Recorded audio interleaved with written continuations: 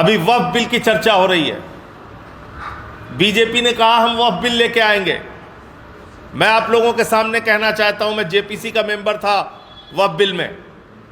मैं आपके सामने कहना चाहता हूं, अगर बीजेपी वक्फ बिल लाएगी तो वो मोदी जी की सरकार गिर जाएगी। अगर बीजेपी वक्फ बिल लेके आएगी तो मोदी सरकार गिर जाएगी, क्योंकि चंद्रबाबू नायडू ने, नीतीश कुमार ने, चिराग पासवान ने, जयंत चौधरी जी ने, सब ने मिलके अल्टीमेटम दे दिया है। और क्यों दिया है? क्योंकि इनकी जमीन अपनी खिसकने लगी है। इनको लगने लगा है कि हमारा जनाधार खिसक जाएगा।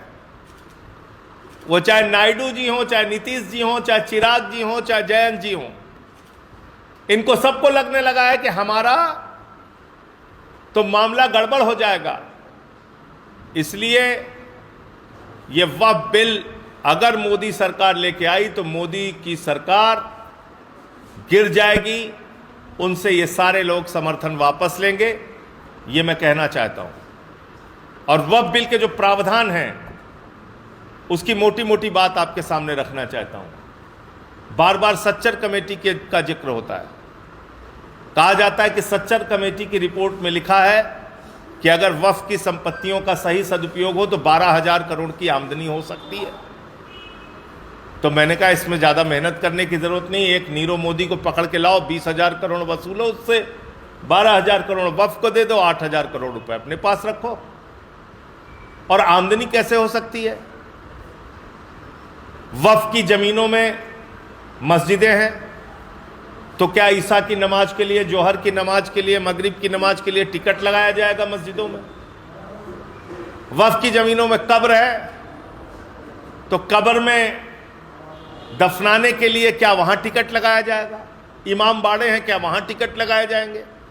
कैसे आमदनी है, मुझे नहीं समझ में आ रहा है। दूसरी बात, जिस सच्चर कमेटी की रिपोर्ट का आप हवाला दे रहे हैं, उसी सच्चर कमेटी की रिपोर्ट में लिखा हुआ है कि लगभग 356 संपत्तियां इस देश के अंदर ऐसी हैं जहां पे सरकार ने कब्जा कर रखा है और उसको खाली कराई जानी चाहिए।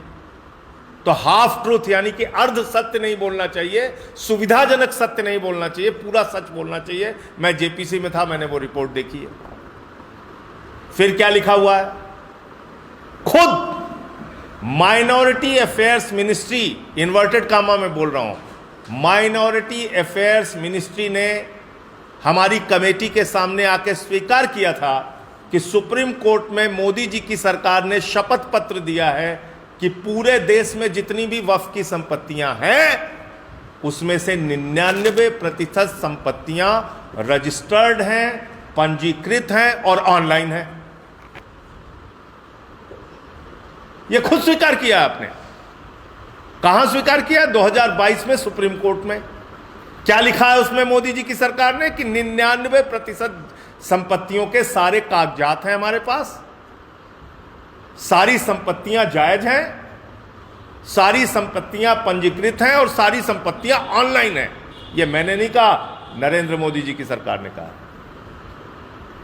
तो फिर क्यों झूठ बोलते हो कि वक्फ की संपत्तियों का हम उसको रेगुलेट करेंगे, उसको बहुत सही? अरे आप तो कह रहे हो कि 99% आप रेगुलेट कर चुके हो, आपके पास सारे कागज हैं, आप पंजीकृत कर चुके हो, आप ऑनलाइन कर चुके हो, आप उसका सर्वे कर चुके हो। तीसरी बात उस बिल में लिखा हुआ है कि एक व्यक्ति अगर 5 साल तक प्रैक्टिसिंग मुस्लिम रहेगा तभी वो मस्जिद के लिए या मदरसे के लिए दान कर सकता है। मुझे हिंदुस्तान ही नहीं पूरी दुनिया का एक कानून बताइए जिसमें यह लिखा हो कि दान करने के लिए आपको धार्मिक रीतियों का पालन करना आवश्यक है। एक पूरे दुनिया में कोई कानून बता दीजिए। अरे भैया, नास्तिक व्यक्ति भी दान कर सकता है जो किसी धर्म को नहीं मानता। आपने ऐसा कानून बना के रखा है, 5 साल का प्रैक्टिसिंग मुस्लिम। और इन सब के बाद जो बात मैं कहने जा रहा हूं, इसको रिकॉर्ड करके रखिएगा। ये वो पार्टी है जिसने डिफेंस की जमीन प्रधानमंत्री के दोस्त को दे दिया अयोध्या के अंदर। ये वो पार्टी है जिसने राम मंदिर के चंदे में घोटाला किया और 2 करोड़ की जमीन 18.5 करोड़ में 5 मिनट के अंदर खरीदा और घोटाला करने का काम किया। जो प्रभु श्री राम के नाम पर जमीन में घोटाला और भ्रष्टाचार कर सकते हैं, अगर आज वक्फ का बिल पास होगा, कल मंदिरों की ज़मीनें कब्जाने का बिल पास होगा, फिर गुरुद्वारों की ज़मीनें कब्जाने का बिल पास होगा और चर्चों की ज़मीनें कब्जाने का बिल पास होगा। क्योंकि जाहिर तौर पे धार्मिक स्थलों के आसपास जो धार्मिक स्थलों की ज़मीनें हैं वो महंगी हैं, महत्वपूर्ण स्थानों पर हैं और उस पर मोदी जी के दोस्तों का अच्छा व्यापार चल सकता है। तो अगला मकसद इनका मंदिर, गुरुद्वारा और चर्च की ज़मीनें कब्जा करने का भी है, उसके भी संबंध में बिल लाके और उनकी ज़मीनें कब्जा करने का इनका मकसद है। तो इसलिए इस देश के लोगों को सावधान होना चाहिए कि इस तरह के बिल का कोई भी समर्थन न किया जाए, और ये बिल तो पास करेंगे तो इनकी सरकार गिर जाएगी, ये तो तय है।